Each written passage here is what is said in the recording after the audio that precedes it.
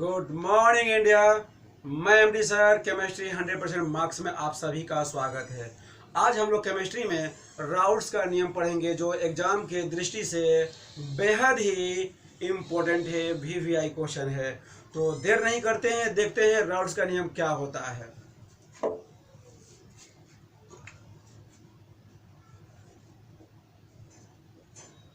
स्थिर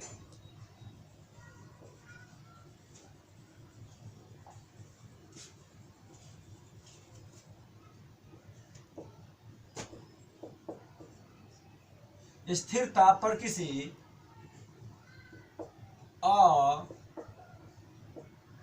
अवाष्पशील स्थिर ताप पर किसी अवाष्पशील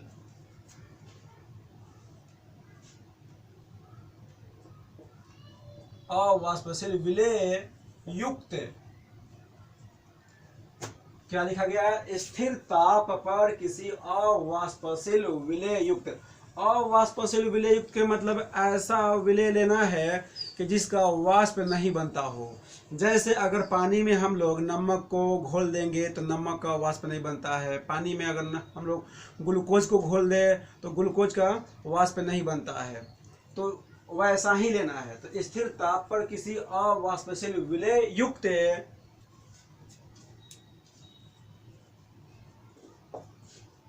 विलयन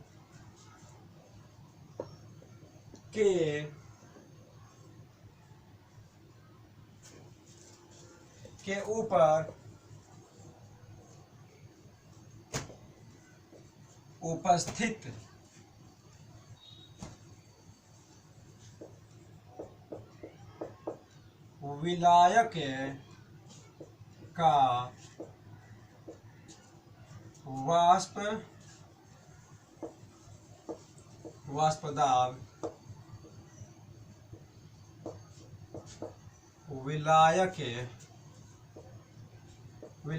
विलायक का वाष्प दाब विलायक के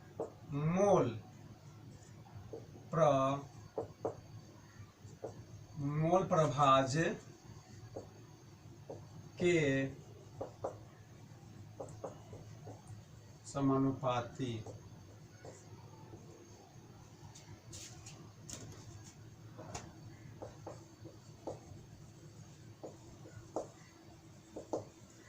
तो चलिए देखिए क्या लिखा गया है। स्थिर ताप पर किसी अवाष्पशील विलेय युक्त विलयन के ऊपर उपस्थित विलायक का वाष्प दाब विलायक के मोल प्रभाज के समानुपाती होता है। तो ये आपका हो गया राउल्ट्स का नियम। अब इसका हम लोग व्यंजक प्राप्त करेंगे, तो उसके लिए आगे बढ़ना होगा। तो चलिए देखते हैं।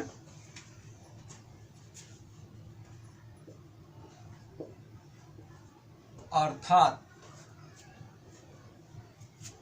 देखिए यहाँ पर क्या लिखा गया है, विलायक का वाष्प दाब।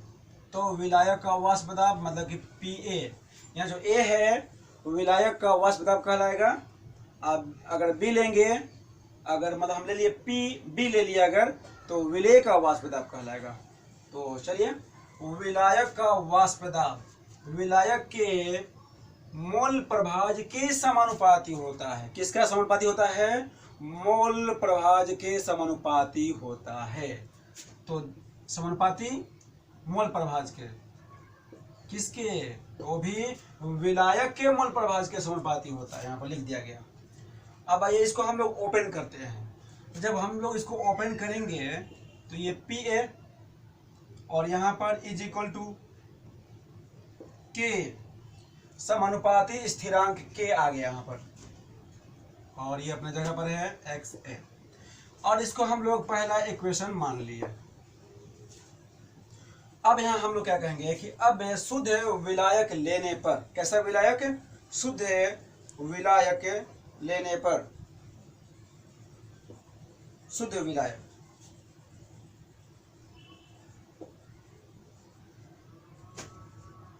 शुद्ध विलायक लेने पर, इसका मतलब हो गया शुद्ध विलायक के मतलब उसमें विलेय नहीं है। केवल विलायक का ही बात किया जा रहा है। तो ऐसे स्थिति में क्या होगा, यहाँ पर विलायक का वाष्प दाब शुद्ध विलायक के वाष्प दाब के बराबर होगा, है ना। उसमें विलय नहीं है। यहाँ पर क्या लिखा गया है, शुद्ध विलायक लेने पर, तो Pa बराबर P नॉट A, मतलब विलायक का वाष्प दाब बराबर होगा शुद्ध विलायक के वाष्प दाब के। ओके, अब यहाँ पर हम लोग क्या करते हैं, तो यहाँ पर क्या होगा कि इसलिए XA यानी विलायक का मोल प्रभाज्य 1 होगा। आपको पता है कि विलायकों के मोल प्रभाजों का योगफल 1 होता है, सॉरी मोल प्रभाजों का योगफल 1 होता है, मोल प्रभाजों का योगफल 1 होता है। तो मोल प्रभाज कहने का मतलब कि मोल प्रभाज उसमें कौन कौन आ गया, विलय का भी मोल प्रभाज होता है और विलायक का भी मोल प्रभाज होता है। तो यहाँ पर हम लोग क्या लिए हैं, केवल विलायक लिए हैं। तो यहाँ पर विलेय प्लस विलायक के मोल प्रभाजों का योगफल 1 होता है, लेकिन यहाँ पर तो केवल विलायक का बात किया गया है, तो विलायक ही अकेले ही उसका मोल प्रभाज 1 हो जाएगा। तो यहाँ पर विलायक का मोल प्रभाज 1। अब हम लोग क्या करते हैं,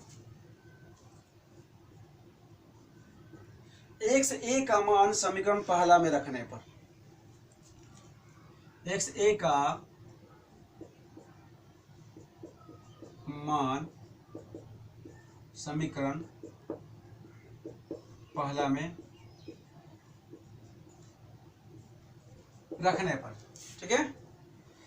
XA का मान समीकरण पहला में रखने पर, XA का मान कितना है, 1 है। तो आइए यहां पर लिखते हैं Pa बराबर K XA, पहला समीकरण हुआ। और XA बराबर कितना है, यहाँ पर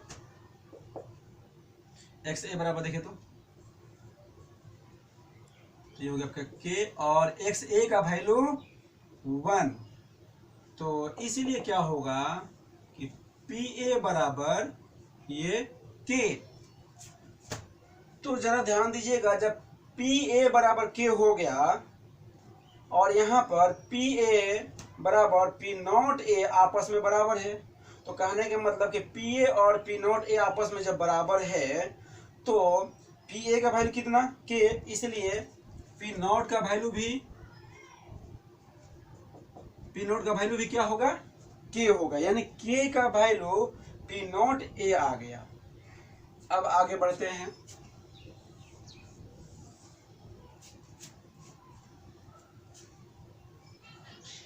P नॉट नहीं, K का मान किसमें, समीकरण 1 में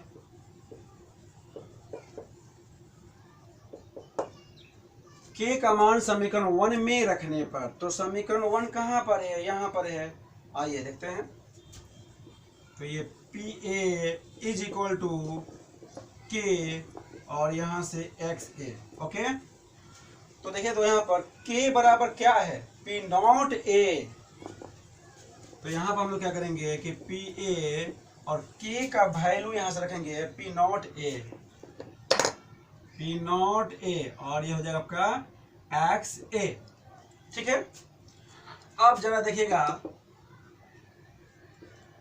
XA प्लस XB बराबर 1 होता है, मतलब विलायक का मोल प्रभाज प्लस विलेय के मोल प्रभाज का योगफल 1 होता है, मतलब मोल प्रभाजों का योगफल सदैव 1 होता है, इसको याद रखेंगे।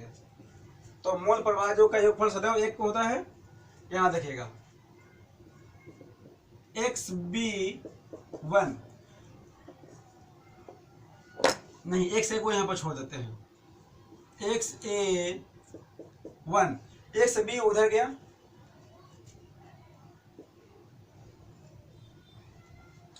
XA को यहाँ पर इसलिए छोड़ दिए क्योंकि हमको यहाँ पर दिखाई दे रहा है XA दिखाई दे रहा है, यानी XA का वैल्यू हम लोग रख सकते हैं। XA को अगर अलग हम लोग कर दे रहे हैं तो तो देखिएगा यहाँ पर एक्स ए बराबर क्या होगा कि 1 माइनस एक्स बी। किसका वैल्यू निकल गया?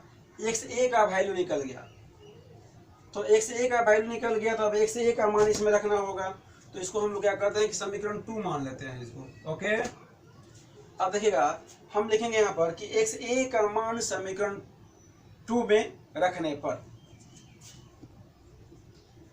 एक्स ए का मान समीकरण दूसरा में रखने पर।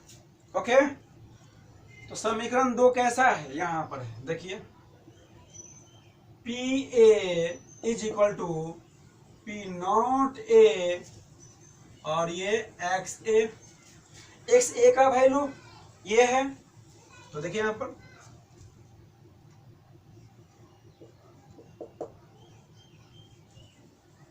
पी नॉट ए और एक्स ए का वैल्यू यहां पर रखेंगे, तो 1 माइनस एक्स डी। ओके, फिर यहां पर पी ए बराबर इसको गुना कर देंगे, पी नॉट ए माइनस इसमें गुना करेंगे पी नॉट एक्स बी। ये हो गया, बस यहीं क्लिक कर दे रहे हैं। इसको जरा देखा जाए, पी नॉट एक्स बी को हम इधर खींच रहे हैं, तो माइनस में तो हो जाएगा प्लस में, पी नॉट एक्स बी और ये हो जाएगा आपका P not A minus P A. P ए आगे बढ़ते हैं। अब यहां से क्या करते हैं, इसको हम ऊपर ले जा रहे हैं, जगह नहीं है मेरे पास, तो यहां कर देते हैं। देखिए यहां पर ये छूटा हुआ है। अब जरा देखा जाए यहां पर कि यहां पर हम लिख देंगे एक्स बी और ये अपने जगह पर P not A minus P A और ये गुना में है यहाँ पर, तो बॉर्डर पार करेगा तो भागा में जाएगा। ये हो गया आपका पी नॉट ए। ये आपका समीकरण कौन सा हो गया? समीकरण तीसरा हो गया। इसको 3 मान लिया जाए, समीकरण 3 हो गया। तो अब तो मेरे पास जगह नहीं है, इतना आप लोग उतार लें, उसके बाद दोबारा फिर हम आगे बढ़ते हैं। अभी बहुत कुछ इसमें बाकी है, तो इसको नोट करें।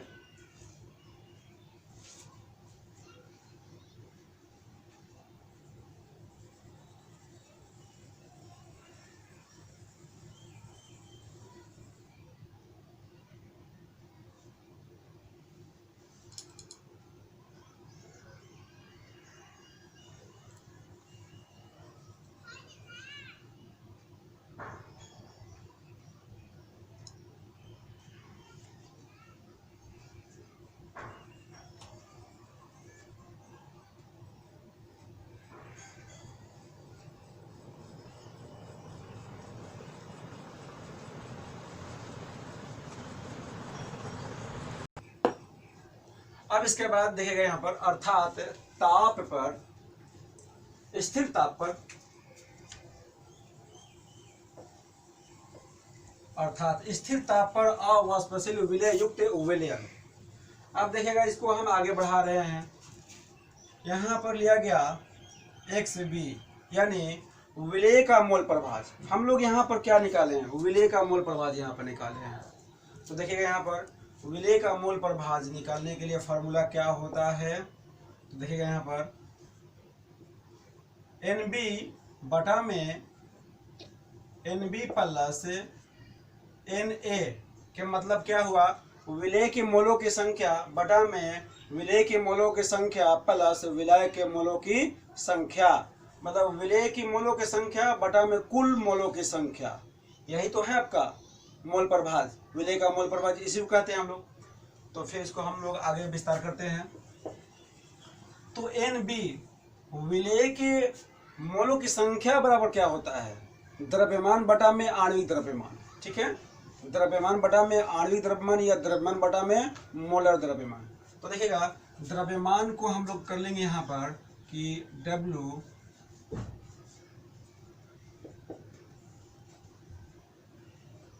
W B बटा में MB के मतलब हो गया द्रव्यमान बटा में आणविक द्रव्यमान। ओके, फिर देखिएगा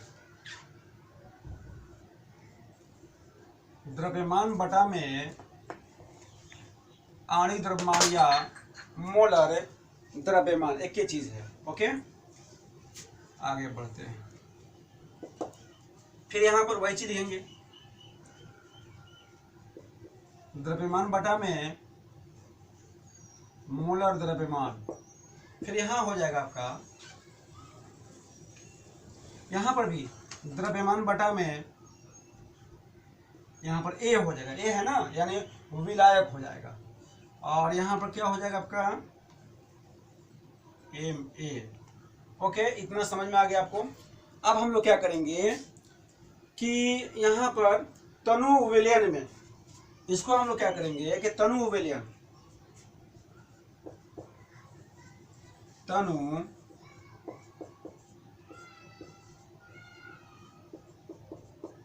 विलयन में ये क्या हो जाएगा आपका WB बाई MB को नगण्य मानने पर, तनु विलयन में WB MB को नगण्य मानने पर, स्याही डालते हैं, क्या बोले हम, तनु विलयन में WB MB को नगण्य मानने पर, यानी तनु विलयन है उसको हम लोग क्या मान लिए, नगण्य मान लिए।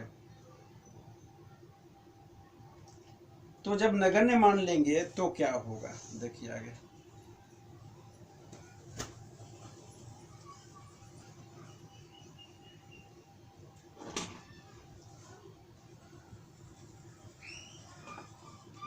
ठीक है,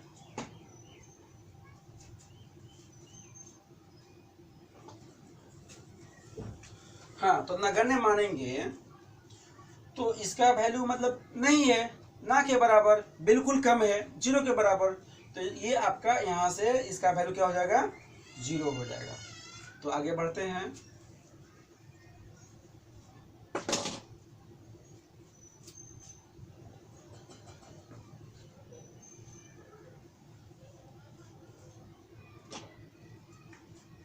तो देखिए इसी का पार्ट है, अभी आगे बढ़ते हैं हम लोग। अब क्या हो गया, ये तो खत्म हो गया, आप इसको नगण्य मान लिए, तो यहाँ हो जाएगा आपका WB और ये MB, और ये बच गया तो नीचे वाला चला जाएगा ऊपर, ऊपर वाला नीचे, यानी MB और यहाँ पर हो जाएगा गुना में WB। तो ये किसके बराबर हुआ, XB के बराबर। देख लीजिए यहाँ से XB के बराबर ही यहाँ तक गया है, तो ये आपका हो गया XB के बराबर। अब ये इस समीकरण को हम लोग चौथा समीकरण मान लेंगे। आप यहाँ पर देखिएगा ये भी आपका XB का वैल्यू है और यह भी आपका XB का ही वैल्यू है, तो दोनों आपस में बराबर हुआ। तो दोनों आपस में बराबर हो तो इसको क्या करेंगे हम लोग,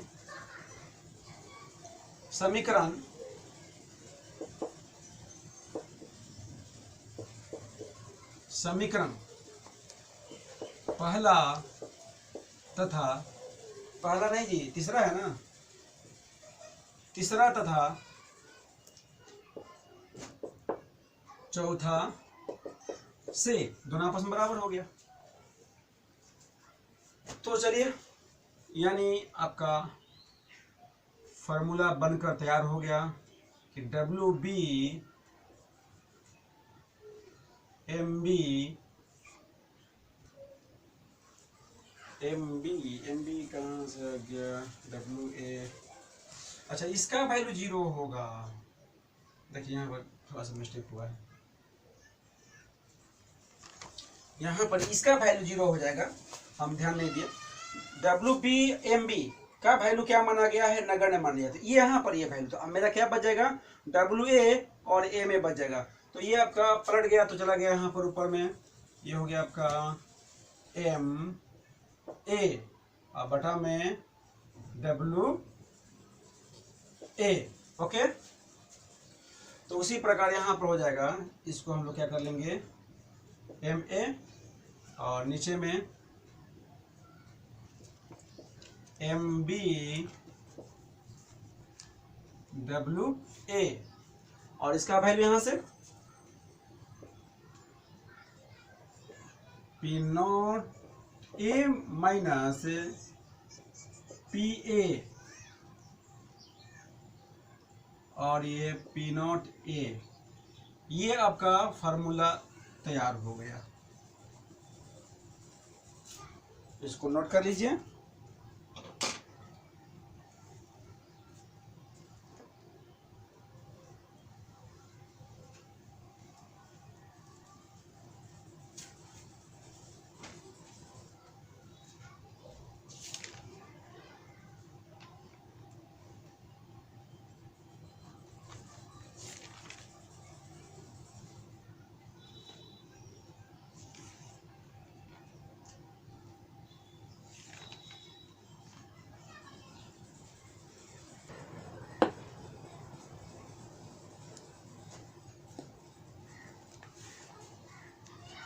चलिए अब किसको क्या कहते हैं वो जान लें हम लोग।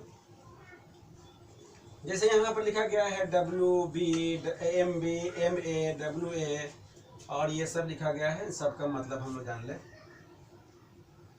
तो देखिए यहाँ पर लिखेंगे डब्ल्यू ए के मतलब क्या हो गया,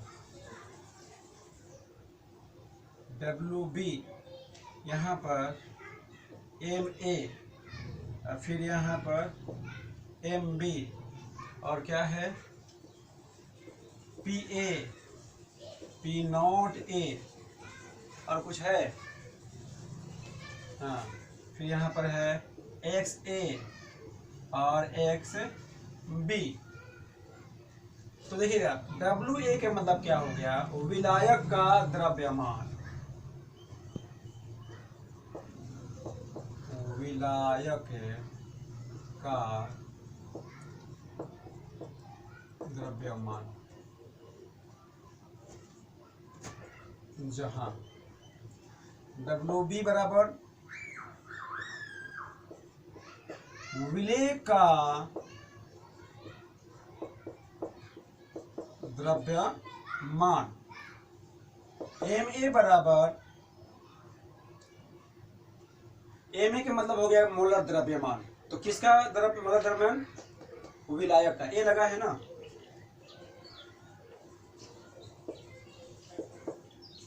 विलायक का मोलर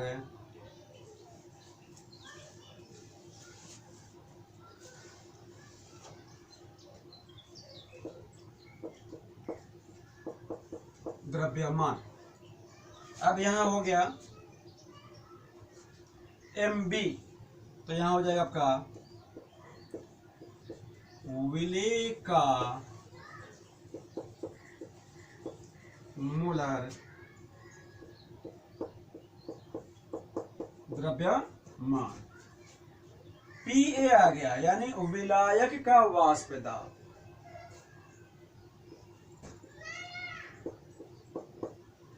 विलायक का वाष्प दाब, ये क्या हो जाएगा, शुद्ध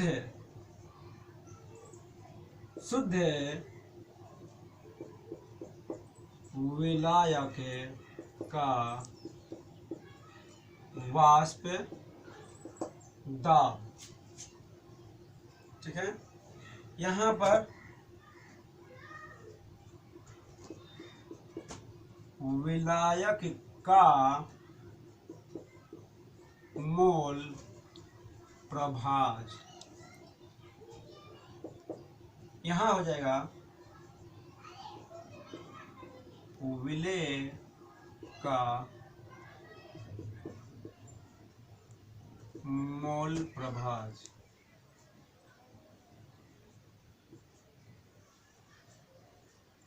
इतना नोट कीजिए।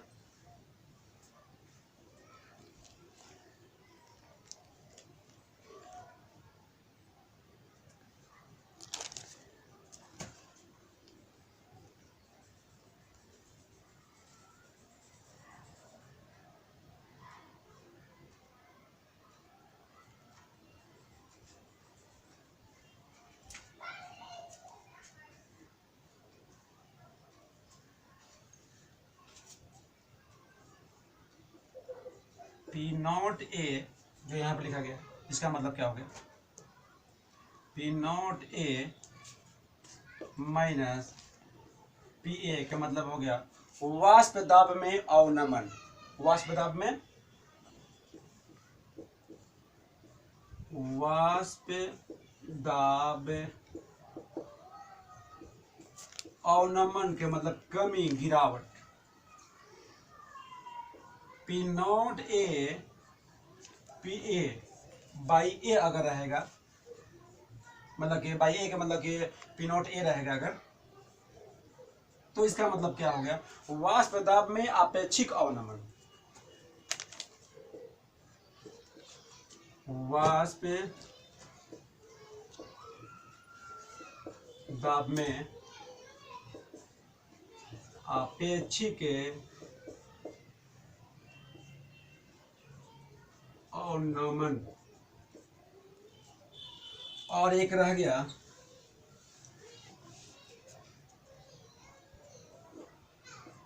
के बराबर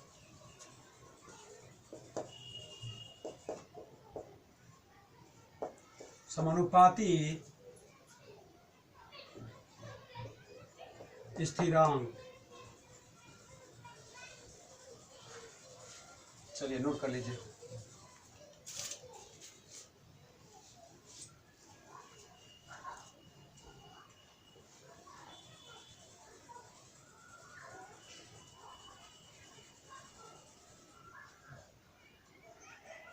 अब हम लोग पढ़ने वाले हैं परासरण का जैविक महत्व, और ये एग्जाम के दृष्टि से VVI क्वेश्चन है। तो देखते हैं परासरण का महत्व क्या होता है। परासरण का जैविक महत्व, जीव जंतुओं में परासरण क्रिया द्वारा जल एवं अन्य पदार्थों का एक कोशिका से दूसरे कोशिकाओं में स्थानांतरण होता है, जिससे जैविक की क्रिया संपन्न होती है। ठीक है, आगे देखते हैं। पेड़ पौधों में कोशिका द्रवों का परासरण दाब 5 वायुमंडलीय होता है। कितना बोला गया, पेड़ पौधों में कोशिका द्रवों का परासरण दाब 5 वायुमंडलीय होता है। परासरण के कारण जल का पौधों में विनिमय होता है। जैसे जल जड़ से पूरे शाखा में फैलता है, तो परासरण से ही फैलता है। इसके कहने का अर्थ ये हुआ, विनिमय होता है। तथा जीवों के शरीर में उपस्थित रक्त, सीरम एवं कोशिका द्रव का परासरण दाब 8 वायुमंडलीय होता है। ऊतकों में उनके कोशिका से जल का विनिमय परासरण के कारण होता है। यदि शरीर में जल की कमी हो जाए तो रक्त में 0.85% NaCl विलयन दिया जाता है। इसी प्रकार शरीर में किसी दवाई की विलयन का इंजेक्शन समपराशरी विलयन बनाकर दिया जाता है। तो इसमें जो लिखा गया है आप इसको याद कर लें, और इसका महत्व यही है, और ये एग्जाम के दृष्टि से इम्पोर्टेंट क्वेश्चन है। तो हम यही कहेंगे कि इन सब बातों को समझकर लिख लीजिए। अगर आप समझ लेते हैं बात को, तो आप इसको अपने से बना कर भी लिख सकते हैं।